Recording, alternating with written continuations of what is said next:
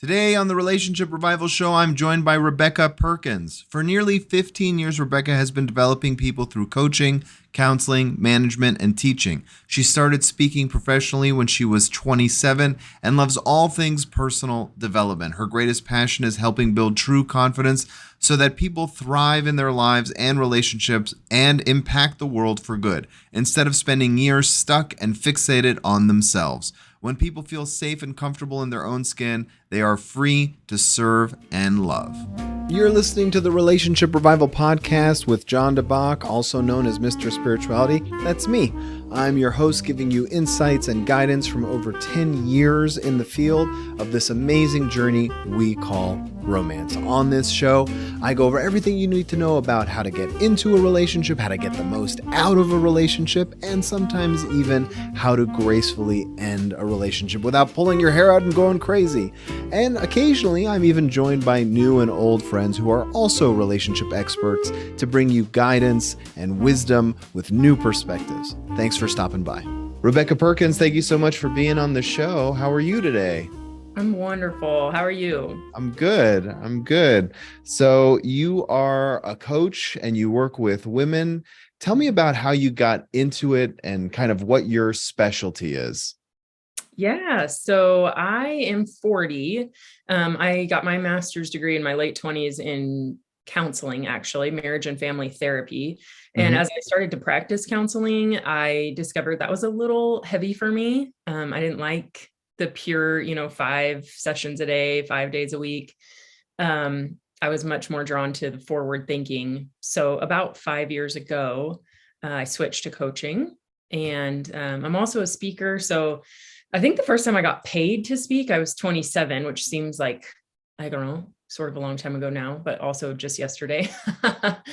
And so, yeah, I mean, I tend to focus on working with women, and mostly because I just see that a lot of women are struggling really deeply with things that are so fixable: identity issues, personal sense of worth, value, things that are not really taught deeply. They're talked about a lot, you're enough and all that, but they're not really taught deeply. And so that's what I do, and I love it. That's so interesting. So when you say it was too heavy for you, was it the workload or the actual work? Or is it because my wife is a therapist and Okay. I do counseling too, and Okay. I do sometimes 9 sessions in a day. So Yeah. I can totally understand the burnout part of it. Or Yeah. was it the actual kind of modality of therapy that was a little too much, and that's why you kind of ventured into coaching because it has more of a forward momentum? I'm kind of curious what, getting into Yeah. the nitty-gritty of it. Yeah. I don't necessarily think it was workload, because I can still see quite a few clients and do quite a bit of work every day now. Uh-huh. For me, I'm just a very empathetic person.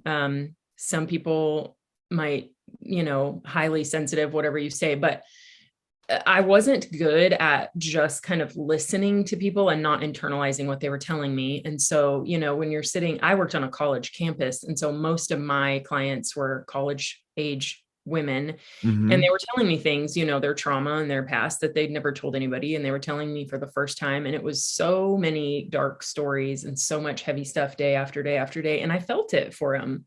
I felt it in my body. I internalized it. And I would go home at night and just feel like I had to recover to even be able to start again the next day.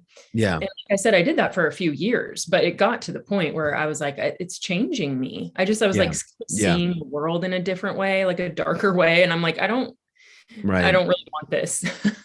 Yeah, yeah. There are certain places, like another example would be at a prison where like there's a Yeah. certain detachment that needs to be in Yeah. that type of person. So you're more so kind of the population that you work with was kind of what needed to shift more than anything, it sounds like.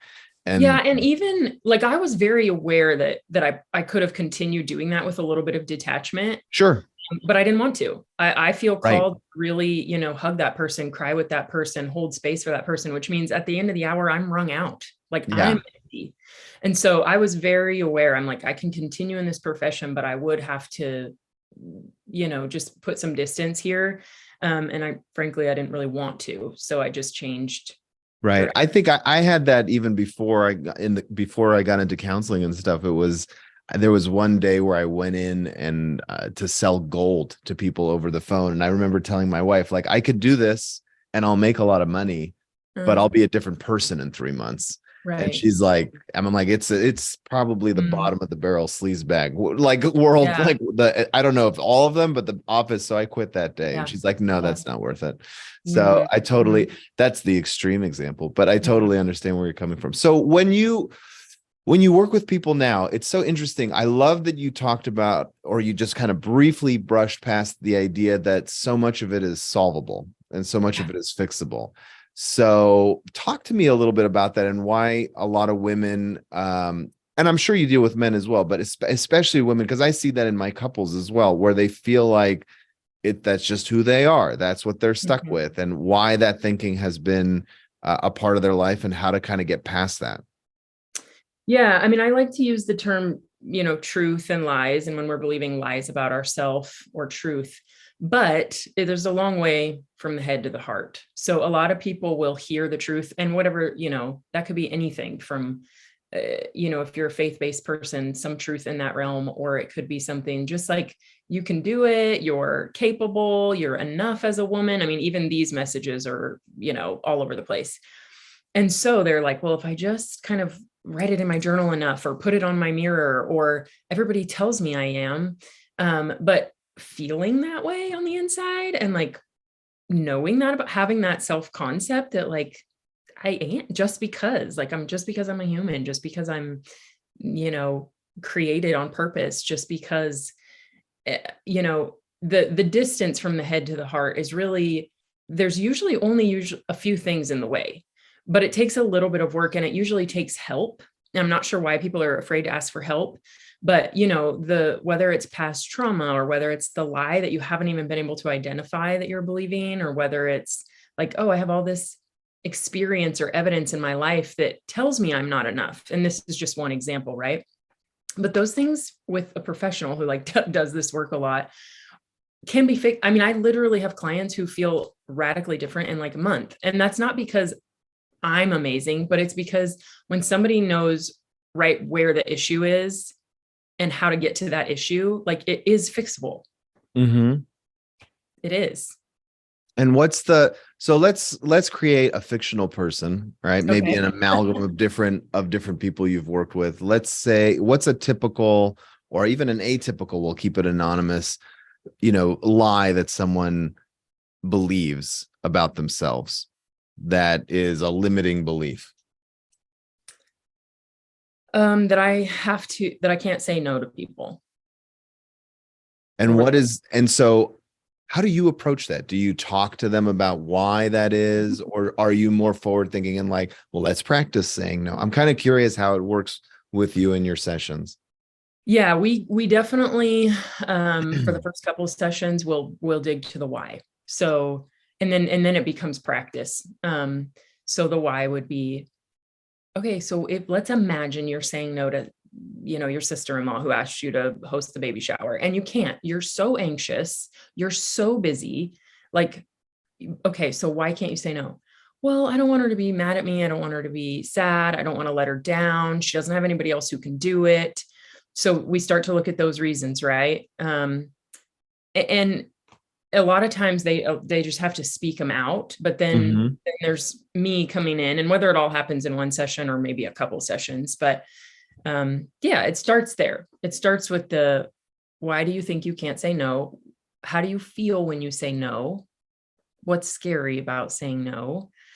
Um, you know, what are you sacrificing by not saying no? How Mm-hmm. would your life be different if you were able to say no more often? Yeah, all those questions come out Mhm. in 2 sessions, right? I mean, Yeah, those are all yeah. big questions, and They're so big questions and people have to dig deep, and the thing is they don't usually, I don't right. think people usually sit and reflect on, why am I doing what I'm doing?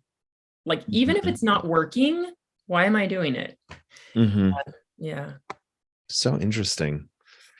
Well, what do you how have you kind of used this own thinking in your own life for yourself? Mm. Mhm. Um, Well, yeah, I mean, part of my story is that I really thought, I mean, my life, the way I thought my life was going to go is that I would get married young and have kids and have a family just like everybody else. Um, I am 40. I got married 1 year ago. So I got married for the first time at age 39. And what that meant for me, because that's not how I thought my life would go, is that for about 2 decades, I had to do a lot of like, who am I and what am I about? And am I enough on my own?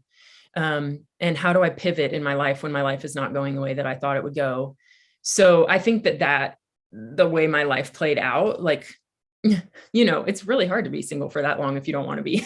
Right, right, It's right. really hard to like launch into adulthood and everybody else is getting married and having kids and buying houses and having multiple jobs. And now they're buying second houses. And it's like, and you still feel like everybody's life is moving forward, but yours, that could have deeply affected my sense of value, identity. But I just got into the habit, over all those years from a pretty young age, mid-20s, I got into the habit of constantly looking at those uncomfortable emotions and constantly saying, okay, but who do I want to be? Like, even though this isn't going the way that I thought it was supposed to go, who do I still want to be? How do I not let these things affect me, or like another breakup or another this or another, the 10th Christmas that I'm spending at my parents' house, even though I'm, 34 at the time or whatever. Like Mm-hmm. those things can really affect a person.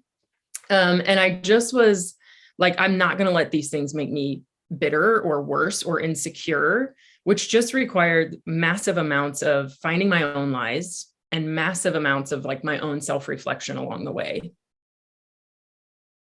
That's Does that make interesting. sense? Yeah, for sure. And I bet there's a big part of the population that you deal with who, if they're single and they're in their 30s, and that sense of empathy you can bring to the table is super valuable. Mm-hmm.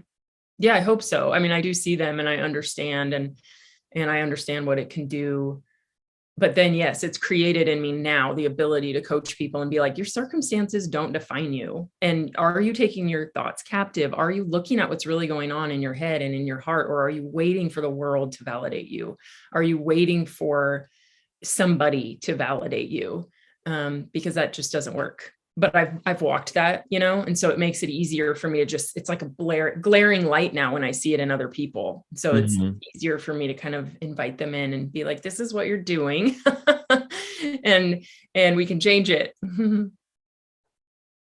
Fascinating. I I'm processing. I'm sorry if it seems like I'm just like there's so much there. How does your faith and the faith of the people you work with kind of inform the process for you? Does it play a huge role, a small role? Does it play a role at all? Yeah, it does. So I was recently, yes, I mean, I very much believe that truth exists and that it exists outside of me. I don't think that means our feelings don't matter. I think our feelings matter greatly. And I think our feelings are indicators of things that matter and things that we're passionate about and things that have hurt us, and they have to be dealt with. But when I'm working with women, actually, I'm going to use a Maya Angelou quote. I was just listening to a podcast interview yesterday with, it's an older one, obviously, because she's passed, but between Oprah and Maya Mhm. Angelou. And she was telling Oprah, so this is her quote, not mine, that there has to be a place inside of you that nobody and nothing can touch. And that place inside of you is like your core sense of identity or value, right? And she too is a faith-based person. And so she was saying that I'm created by God in the image of God on purpose. I'm not an accident. I'm here. I'm a child of God even. And so I do use that, that's how I view myself. That's how I help other women view themselves, because I think that's the truth. I don't think any human is here on accident. I don't think any human is here Mhm. without purpose. And so, yeah, especially when it comes to things like that sense of value, that sense of identity, it's like, okay, but that's you work. That's not something that your job or, the person you're in a relationship with, or even your kids. A lot of women look to motherhood to kind of like validate them. But it's like, there has to be a place inside of you where you know who you are, despite what anybody else says and despite what any of your circumstances say. So I know that about myself, and I help other people do that. And so, yeah, that's very much aligned with my faith. It's interesting you talk about motherhood and these kind of external things defining you as a man. The kind of one of the perspectives I bring to a lot of relationships is that men often identify with their careers exclusively. Yeah. And so it's like rebuilding that in people. And you're right. And for women, whether they're career based or not, that role of mother is so all encompassing that it defines who they are, and they get lost. And sometimes they'll just, in the middle of a session, they'll be like, I don't even know what I am anymore, and especially you see it with the empty nesters, because it's like, now the kids are out, and what do I do? What is my life? Yeah. Who am I? Because they vaguely remember that they kind of used to be somebody in high school or college, but they're like, I went all in, my whole life became about my kids. Right. And that gives a lot of direction and a meaning every day. I mean, it pulls you. You have to kind of externally respond to everything that's required of you all day, every day as a mother. And then when all that stuff gets quiet, you're like, why am I here? Like, what am I doing? Right. Yeah. So what's kind of the road to rebuild that sense of individuality? Yeah, that's a great question. I mean, a lot of it is beliefs. Who do you believe you are? And again, it can't just be in your head. It has to be a deep sense of knowing. So a lot of what I think women notice this more by the adverse effects of it. So for example, a lot of women tell me they walk into a room meeting new people and they're just really nervous. Their inner voice is really loud. Do I look good? Does she like me? What did I just say? I can't even remember what I said to this person. The looking for the external really prevents somebody from being present and offering yourself to the world. And so after we've kind of identified the lies, a lot of what I do is I'm like, okay, well, start to notice this week how much all this stuff is happening, how often your inner voice is so loud, how often you're overreacting to, let's say, a criticism, how often you're taking something that your, let's say, husband or kid, like if they had a bad day, taking that personally when it's like not about you at all, but you think it's about you. And after they've identified all of those things, there's a real like, okay, but teaching them really how to be strong enough at their core to let those things go, to let those things bounce off of them. Again, some of this stuff takes a few months. There's not a super clear path, but a sense of personhood, like reestablishing the sense of like, you can't disrupt my peace without my permission, which you said, what's the path back to individuality? Mm-hmm. And so, yes, eventually it gets to that point where it's like, we've talked about it, what's happening. So now this week, when the moment comes, you're going to act like a whole person. You're going to act like a person who's self-possessed and who knows who you are, and see how that goes. And a lot of times they're shocked that it's easier than they think, to do whatever it is that they need to do. And by the way, that's when the sense of personhood or individuality or even confidence or value gets rebuilt. It's usually after you start to do the thing that really comes through for yourself. Once you start to physically do that thing, then you start to feel better. So that's, and with me, it's just kind of working on what is that for you, because everybody's such an individual, but what is that thing you have to do to kind of stop betraying yourself, kind of stop being a people pleaser, stop just doing everything that everybody else wants for you all the time, because that's not serving them well or you well. And when they stop doing it is usually when their feelings, quote unquote, shift, and even their belief about themselves. So do you look for something physical, like an action to tie it to? Yeah. Oh yeah. Yeah. I've done little things like you're going to go to the grocery store in your sweatpants with no makeup on. And for some women, that's like mind blowing. Right. Okay. But you're going to, and you're going to realize that when you come home, you're okay. And the world didn't crash, and it's not like people don't love you anymore. Uh-huh. And it's literally the action that they go, I'm enough, So Mhm. yes, we always find some kind of action that is, that helps them, again, move that thing from their head to their heart. Yeah. Because talking about it doesn't do the moving. It's usually Some trying kind of something action. different. Right. Mhm. Right. It's so fascinating. You're right. I mean, one of my big things almost in every first session is creating structure in a relationship, and it always revolves around action. And I inevitably get my clients texting me saying, I don't know if it's working, and I don't know, and I don't know. Mhm. And then suddenly a day later, they're like, she said this or he said this, and Yeah, it worked. and it's like, and they're in shock that it worked. I'm like, just Yeah. stay with it for a week, stay with it for 2 weeks, and then we'll revisit. Yeah. But like, this is a little experiment. If it doesn't work, we'll change things. And I Yeah, think I love that. that's also great for you too, right? Like if Mhm. for some reason they run into someone at the grocery store and they're mortified that they don't have makeup, and it's like, okay, well, let's think about, okay, was it really a failure, or did that actually accomplish something? And they might be in Yes. tears. I saw the worst person at the grocery store. She always judges me. And it's like, okay, well, guess what? Now that's not a conversation, Yeah, exactly. Yeah, absolutely. I mean, I think so many times we have to experience a thing to believe it, right? I mean, we even have to like usually experience unconditional love to believe that that's true. Yeah. Or we have to experience that, oh, I did interact with this woman at the store and she didn't laugh at me, or she didn't stop being my friend, or whatever. I mean, whatever, that's just one example, but our feelings, a lot of people, I think, try to wait until it feels safe or good, or I feel confident. And it's like, okay, but we've done all the talking, and there comes a moment where you have to go prove to yourself that you can do it. And then you feel confident. Yeah. Fantastic. Yeah. Well, how can people work with you? What are the different ways that you offer this kind of guidance? Yeah. Well, I do have a podcast of my own, which is where all the good free, stuff is. That's called Coffee, Conversation, and Coaching with Rebeka. I do one-on-one coaching right now. My roster is pretty darn full. I'll always do discovery calls, but I have probably about a month wait before I could take on a new client.